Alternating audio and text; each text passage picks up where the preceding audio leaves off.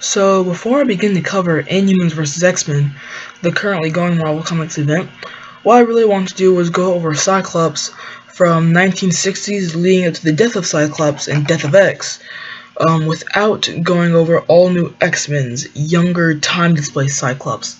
And the reason for not going over him is just because that's an entire other continuity, really, and it would just be a mess for the video entirely.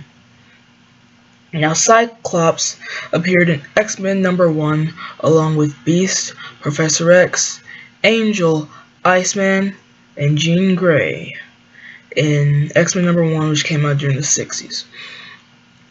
And X-Men was basically an attempt made by Stan Lee and the rest of Marvel at the time to introduce a superhero team of basically superheroes that were born with their abilities, that have had their abilities their entire lives.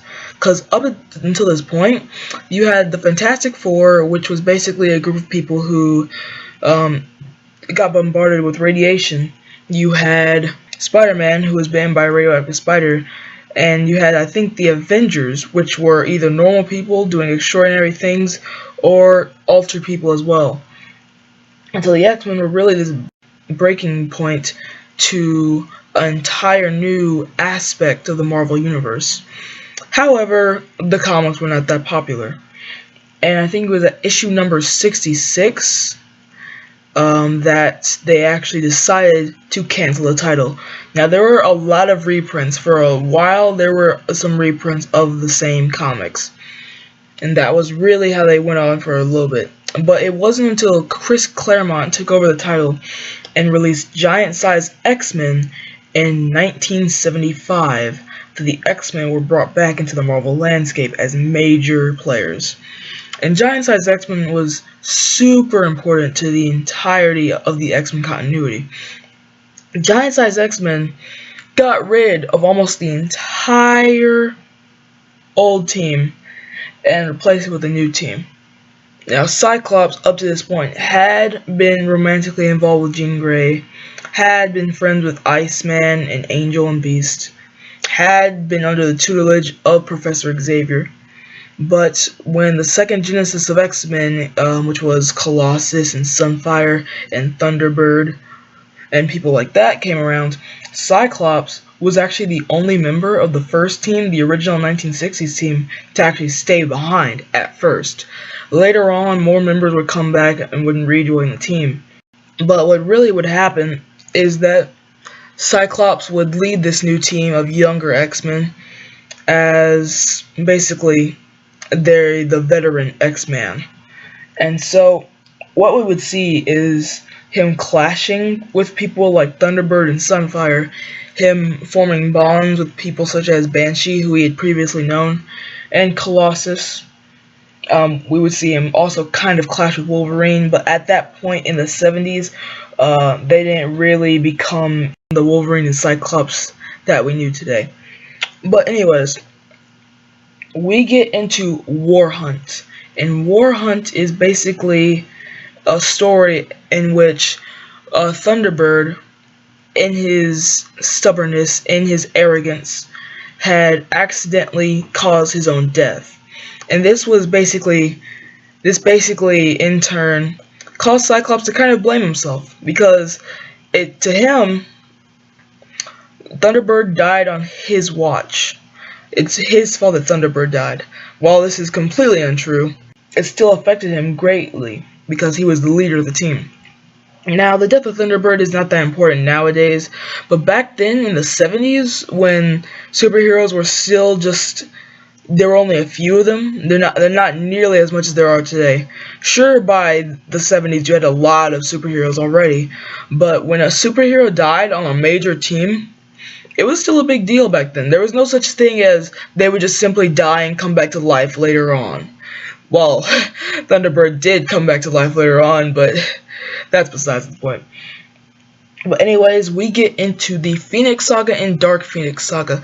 Now, what a lot of people don't know about the X-Men is that the Phoenix Saga came before the Dark Phoenix Saga. When Jean Grey managed to save the rest of the X-Men's life at the cost of her own. Before she died, basically, the Phoenix made a deal to help her, keep her alive. And the Phoenix basically did not exactly take control of her body all in its entirety, but sort of was half Jean, half Phoenix. The Phoenix had her as a host, and it wasn't until much later on that we actually saw the Phoenix kind of take control of her body. But nevertheless, when we get into the Dark Phoenix Saga, after the Phoenix Saga, we basically see the Dark Phoenix take form. We see the Phoenix do some really messed up stuff, like kill an entire alien race, and at the end of it all, Jean Grey, ultimately, when she's in control, takes her own life to save the rest of the X-Men. And this is another one of those instances that throws Cyclops down the rabbit hole. He goes through a lot of grief. But anyways, later on, after the death of Jean Grey, we basically have Cyclops get with Emma Frost much later on. Now, while Jean Grey has, in fact, come back to life, died again, come back to life, died again, it wasn't until around Astonishing X-Men, written by Joss Whedon with art by Sean Cassidy, that we saw Cyclops and Emma Frost really, truly form a relationship. And while Emma Frost and Cyclops had kind of done things with each other before, as in, like, Cyclops and Emma Frost did things mentally, even when Jean Grey was still alive, which was kind of a weird choice on Marvel to do that. Emma Frost and Cyclops were really more of a power couple than Cyclops and Jean Grey, because Cyclops and Emma Frost did not have as much turmoil. Emma Frost was a wildly powerful telepath, but when it came to Jean Grey, when it came to the amount of times that she had died, or all that, Emma Frost did not go through nearly as much trauma. She did not put Cyclops through nearly as much trauma. She did not die like Jean Grey would. She would not get possessed by an entity and then become the Phoenix and then die and take her own life. We saw that in Wolverine, the X-Men, the animated series, but not in actual continuity. Now, around the point of Avengers vs. X-Men, Cyclops would actually be taken over by the Phoenix. And what happened here is that he sort of went crazy, and in all of his anger, now, while later on in continuity, it would be said that Cyclops would say that it was the Phoenix, not him, but during Avengers vs. X-Men, he would actually kill Professor X in cold blood. Just murder him during Avengers vs. X-Men. And this is basically the ending point. This is the point where Cyclops really transitions into the next Magneto. And he wears that weird costume with the red X all over it. So what really happens is that after Avengers vs. X-Men, Cyclops, Emma Frost, Magneto, the Stepford Cuckoos, and about 4 new mutants, Tempest, Gold Balls, and a few others would really just make their own team, make their own school. And in Marvel now, this was the Uncanny X-Men series.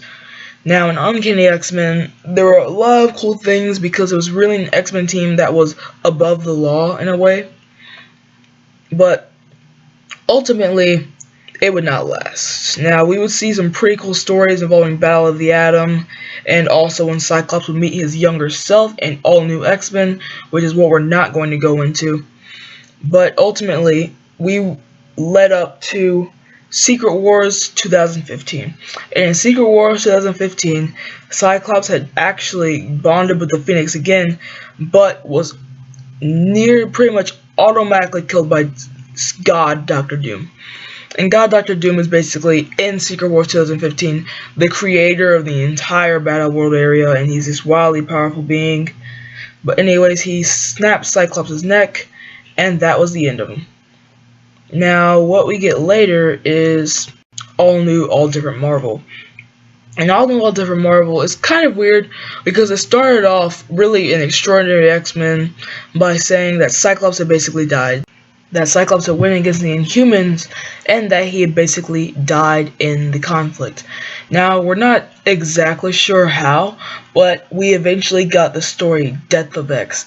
Now, Death of X was pretty controversial, and I personally did not enjoy it. I thought it was kind of disappointing compared to what could have been. But basically in Death of X is that we see Cyclops die from the Terrigen Mist poisoning. But what had happened was Emma Frost, along with the Stepford Cuckoos, because keep in mind Emma Frost and the Stepford Cuckoos are powerful telepaths, and so they managed to have a mental projection of Cyclops, which they broadcast to everyone. Emma Frost, with the technology like with Cerebro and with the Stepford Cuckoos, managed to do everything in Death of X after Cyclops had that whole coughing fit where he basically died.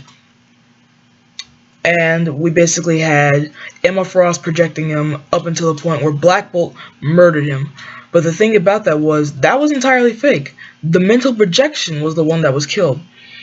And so, picking up, we're gonna see the young Cyclops in Inhumans vs Xmen. If you guys want me to do a video on the young Cyclops, put a comment down in the description. Inhumans vs Xmen, we're gonna be covering real soon on the channel, and I'm really excited for it. Anyways, if you're new to the channel, please hit that like button, subscribe, comment down below which character or which story you want me to do next, and I will catch you in the next video. Bye.